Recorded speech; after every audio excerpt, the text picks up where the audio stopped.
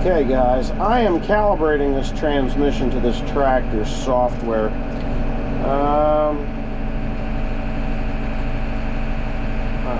Okay, and we will do that.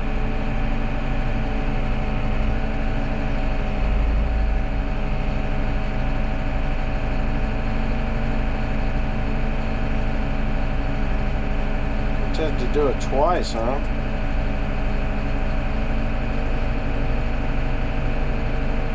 This is going to do multiple different things. Now, I paid and downloaded. You can hear this tractor going under load a little bit.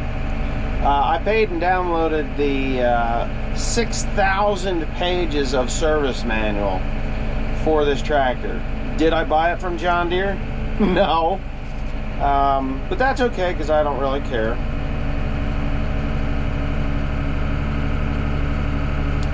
It's you can feel it. Okay, REV is displayed. The forward clutch has been calibrated. Place the reverse lever into the reverse drive lever into position B. The reverse drive lever needs to go into position B, which is this one here, and that is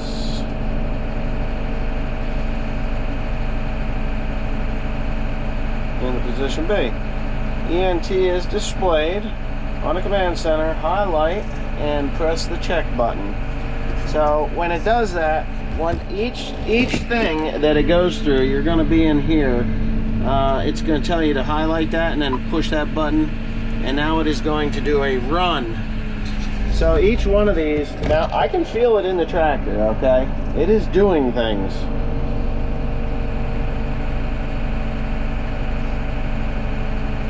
It says, wait, the reverse clutch is being calibrated. So all of this has to be done for this computer.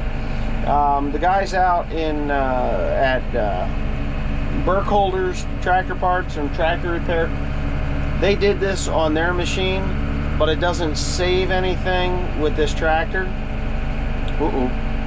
It didn't save anything in this software because it was their software in the other tractor, so I had to do that.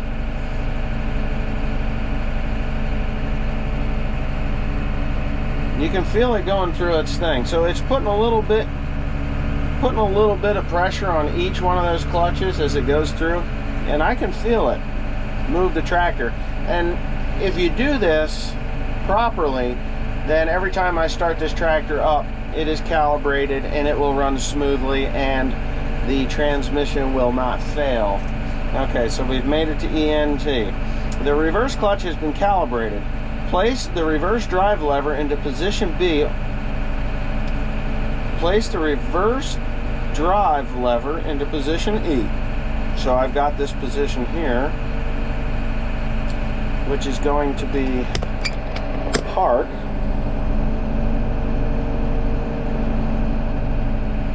On the command center, highlight and press enter. EOC is displayed now. EOC is displayed. The calibration procedure is completed. Highlight the Save Enter soft key and press the enter button. The selected device is not responding. Finish. Place the reverse lever into position E. Set engine speed to 850 and shut off engine. So place the reverse drive lever into position E, which is park. Go to 850 RPMs, which is idle, and turn off the engine. So there we go. And turn off the engine. Summary of possible error messages. I got no error messages. So this machine is now calibrated. Okay. The calibration procedure is completed. Highlight soft key, press the enter button. I think I screwed that up, didn't I? I'm going to have to do that all over again, because I don't remember if I hit the button. Highlight, save, soft key, and press. Yes, I did. Place the reverse drive lever into E, set engine speed to 850, shut off the engine. So there it is. We are done. Okay, so let's say I've had the tractor out. I had to, because I had to warm up everything. It beeps at you, always beeps at you. The little blue light here is on because I have a fan motor underneath the seat here that needs to be replaced. And the audio system, if you don't turn on your XM, it does that. It gives you an error code, which is bullshit. And I'm really going to find out in my book there what the deal is. And now I'm going to take this tractor for a drive up the road, because we're calibrated. Yeah, so I just want to wait for everything to load up. This screen has had oil leak out of it here, and it works in the summertime, but in the wintertime it does not. So that blue screen is off over XM. So yeah, everything is running good. So we'll do that, and we'll do that to the performance monitor. Everything seems to be running good. 850 RPM. Okay, so here's what I'll do. I'm gonna make sure nobody's behind me. I can't get the tractor to move. Okay, there it goes. Oh, I know why. The tractor was moving. I had wound my speed all the way down. So I'm gonna use my foot pedal here. And now I'm pretty confident that our calibration is good. No oil leaks out of the tractor. It's been sealed up good. All the new hoses work good. Wow, that made a huge ass difference. Like I said, I drove it up the road earlier, and yep,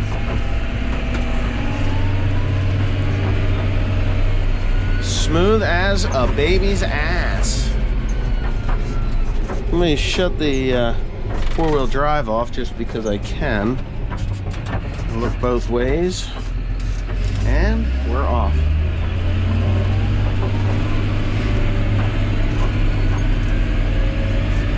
I can hear, I got some things up on the roof. I got to put the new roof on. I'm going to do that next. There was a high-pitched squeal before I calibrated it, and that high-pitched squeal is now gone. So the calibration was a success, and it took out that weird noise, which I'm quite grateful for, thankful for. I don't think there's anything weird going on. Timothy's down here doing his thing. Yeah. So he's got the 8120. We've been loading with that without any problems. Around the corner we will go. Reverse it is. Earlier between forward and reverse, it was not very smooth. Whereas now it is. That's how it's supposed to work. Before it would slip on the forward side. We no longer have that slipping anymore. So I'm quite happy with that.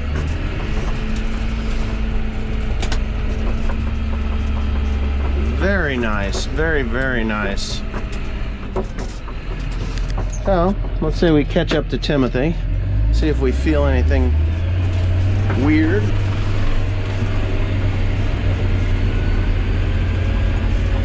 Yeah. So we're going wide open.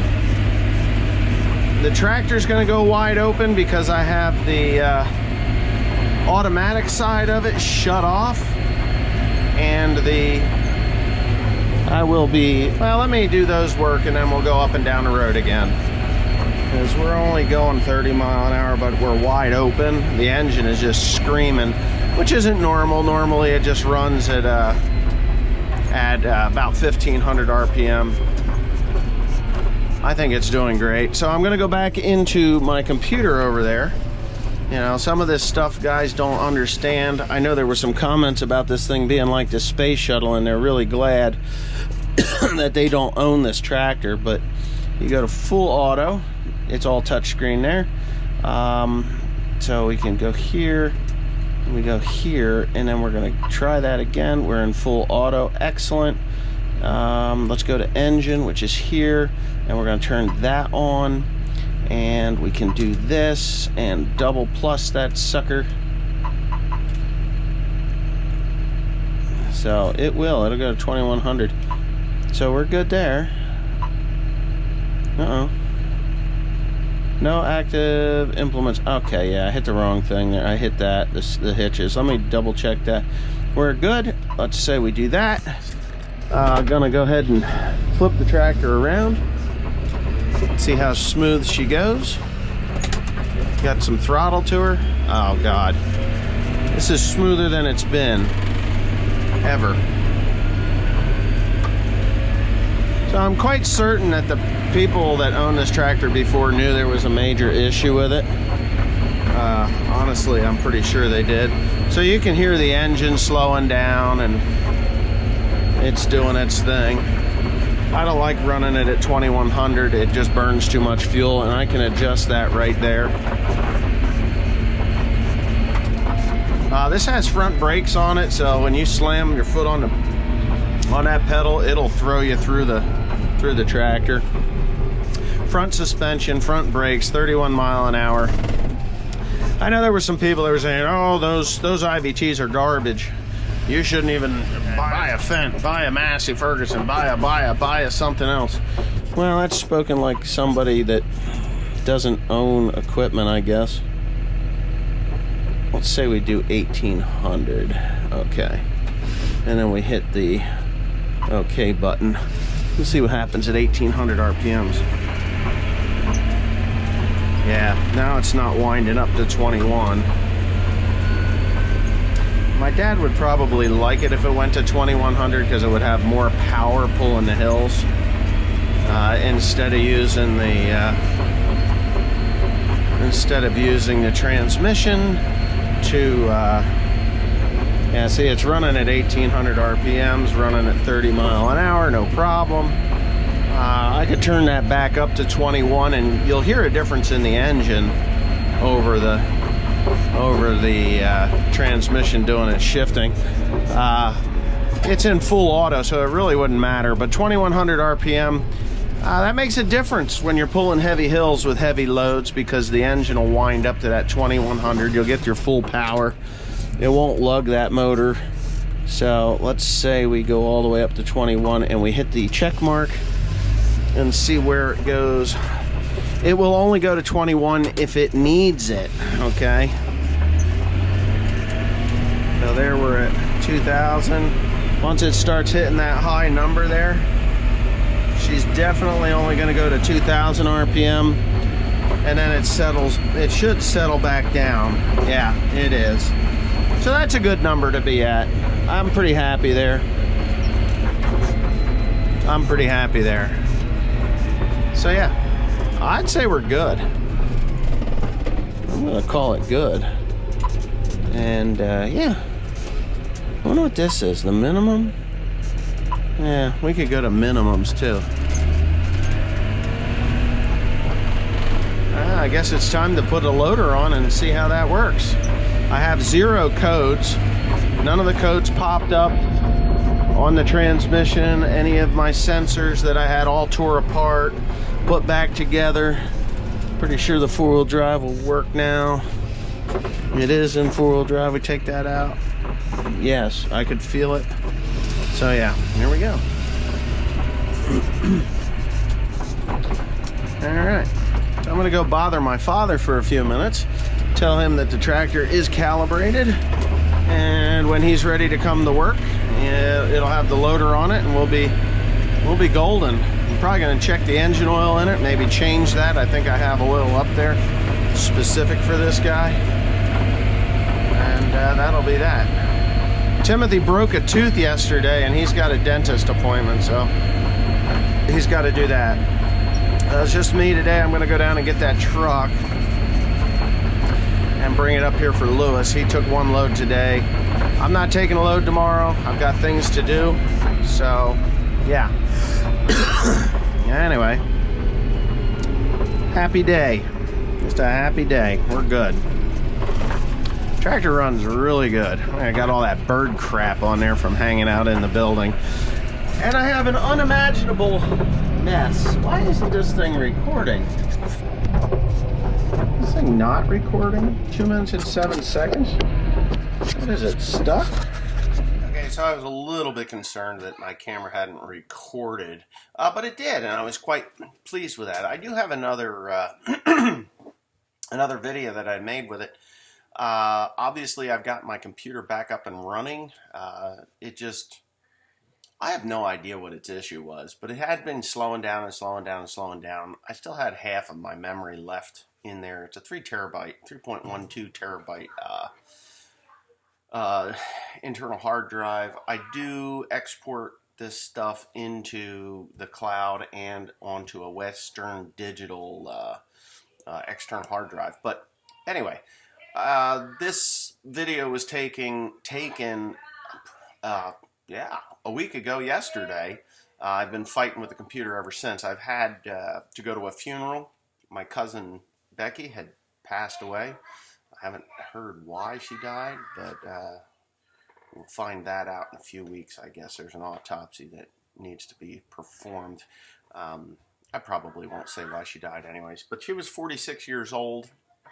Too young to go. You know, just way too young to go. She had some health issues, stomach issues, and stuff like that. So I imagine that's what it is. But anyway, she's gone. So after that, that was on, what day was that? That was on Sunday. And then I was here on Monday, but I hadn't gotten home until midnight, like 5 minutes after midnight on Monday morning.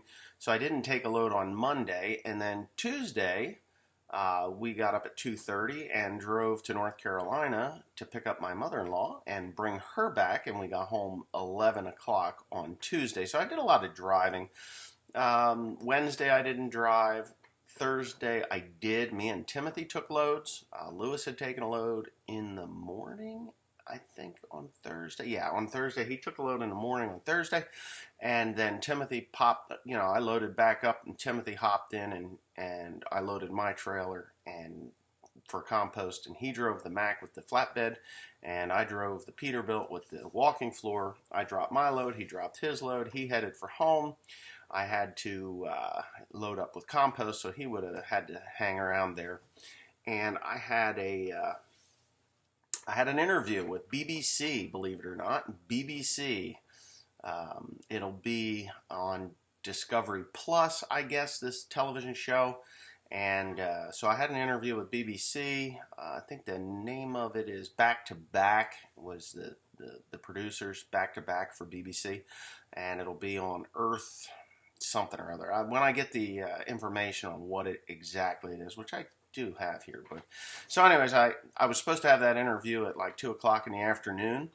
Never got a confirmation from the producer that it was going to happen, and you know, I still have to work. You know, I can't not work. I can't sit around and wait for people all day and not show up. But when I never got the confirmation, I just said, you know what, fuck it, I'm going, and I did. And then of course they got there at 2 o'clock, and they're like, where are you? I'm like, well, I'm on my way to drop off a load. And the woman from England, she's like, but you said you worked in New Jersey. Where are you? I said, oh, I'm in Pennsylvania. She's like, but you said you work in New Jersey. I said, the farm is in New Jersey, but I deliver my products to its destination. And when I didn't get a confirmation, I can't just sit around and wait for someone that I don't know whether they're going to show up or not. I sent this woman a text message, but whatever. The interview happened at 6 o'clock that evening. The dude waited around. He had the lighting all set up in the shop and everything, and he's a really cool guy. I mean, he plays... Oh shit, I don't have a CD. He gave me a CD, but he plays bass, you know, like the boom, boom, boom, like not a bass guitar, but just an actual bass. He plays bass in a band. I haven't listened to it yet because honestly, I don't have a CD player and anything. Well, maybe I do in my truck. But, and I know I have one in the 6210R, so maybe I'll drag that in there. So, anyway, I hope you enjoyed this video. More to come. I've got some footage on this telephone that I was going to upload last night through my not Google, but through my Apple or YouTube software.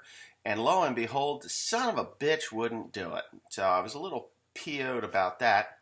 But anyways, if you like this video, give it a thumbs up. It helps. If you're not subscribed, it's free. You can hit the subscribe button. It helps there too. And yeah, so keep on watching for more great content from One Lonely Farmer.